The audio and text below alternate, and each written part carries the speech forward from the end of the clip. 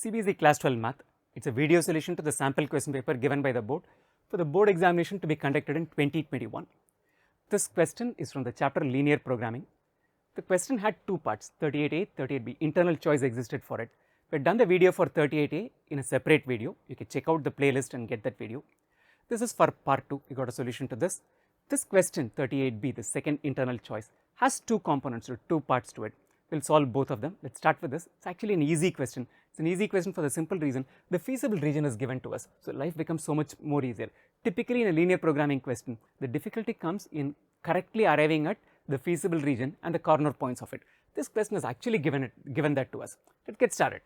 The corner points of the feasible region determined by the system of linear equations are shown below, right. These are the corner points A, B, C, D, E and O, which is 0, 0. There are two parts to the question as I mentioned. The first part, let z be equal to 3x minus 4y be the objective function. For part 1, this is the objective function. Find the maximum and minimum value of z and also the corresponding points at which the maximum and minimum value occurs, right. Very straightforward. We are going to pick points A, B, C, D, E, substitute the values of x and y from that into this objective function, compute z, wherever we get maximum, wherever we get minimum, that is a maximum and minimum value and those are the points where it happens, right. Part 1 is very straightforward. Part 2 is a little more interesting. Let z be equal to px plus qy such that p and q are positive. Let that be the objective function for part 2. What do we have to find out? Find the condition on p and q, essentially the relationship between p and q such that the maximum value of z occurs at points b and c. Both at b and c, this objective function becomes maximum. And it is also asking, mention the number of optimal solutions that are possible in this case, right. So, my optimal solution is a place where it becomes maximum. How many such points exist is what we will have to find out. How many such values exist, right. Let us get started. Start with part 1, which is very straightforward. We are going to compute the value of this objective function at these corner points. So, we are going to substitute x as 0 and 8 for point A.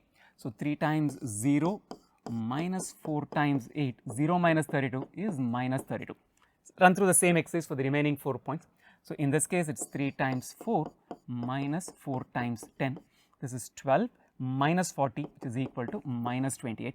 Third point is 3 times 6 minus 4 times 8 which is 18 minus 32 which is equal to minus 14. The fourth point D is 3 times 6 minus 4 times 5, 18 minus 20 is equal to a minus 2. And lastly point E, which is 3 times 4 minus 4 times 0, this is equal to 12. Look at the objective function, the minimum value is minus 32, the maximum value is at 12. Minimum value happens at A. So, min happens at A, the coordinates of A are 0, 8 and the minimum value is equal to minus 32. The maximum value happens at E, max at E, the coordinates of E are 4, 0 and the maximum value is equal to 12. Right. Part 1 is done, very simple, very straightforward. Let us move on to part 2, that is a little more interesting. Let us see how that pans out. The objective function in this case is px plus qy, where p and q are greater than 0.